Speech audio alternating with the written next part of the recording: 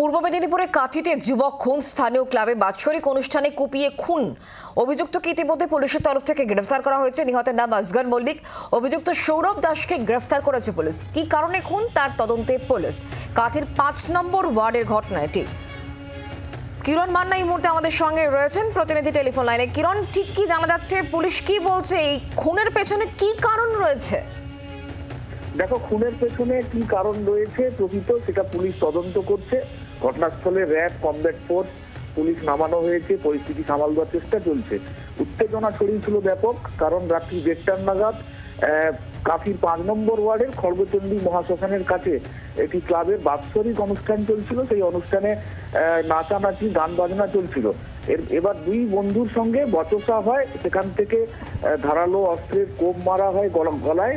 স্থানীয় যুবক, ৭ নম্বর ওয়ার্ডের যুবক আসগর মল্লিক, তাকে রক্তাক্ত অবস্থায় অন্যান্যরা উদ্ধার করে দারুয়া হাসপাতালে ভর্তি করা হয়। সেখানে কিছুক্ষণ চিকিৎসা চলার পর তার মৃত্যু হয় বলে চিকিৎসকেরা ঘোষণা করে। তারপরেই উত্তেজনা ব্যাপক ছড়ায়। ঘটনাস্থলে কিছুটা দূরেই থানা থেকে পুলিশ পৌঁছায় এবং সেখানে উত্তেজনা পরিস্থিতি হয়। সকাল পর্যন্ত উত্তেজনা চলে। ঘটনাস্থলে মহকুমা পুলিশ আধিকারিক সহ অন্যান্যরা পৌঁছে পরিস্থিতি এখন সামাল দিয়েছে। যেটা অভিযোগে জানা যাচ্ছে যে দুই বন্ধুর বচসা, গন্ডগোল, সেখান থেকে এ ধরনের পরিস্থিতি, এরকম মৃত্যুর ঘটনা ঘটেছে। পুলিশ এর মোটিভ জানার আরো চেষ্টা চালাচ্ছে। নজর রাখো কিরণ, ধন্যবাদ।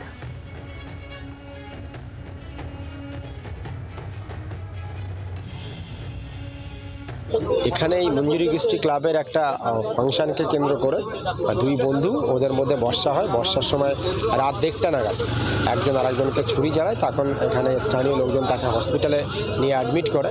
অ্যাডমিট নেওয়ার পরে উনি মারা যান। যিনি অ্যাকিউজড আছেন ওনার নাম সৌরভ দাস। ওনাকে আমরা অলরেডি অ্যারেস্ট করেছি, লিগ্যাল অ্যাকশন টেকেন।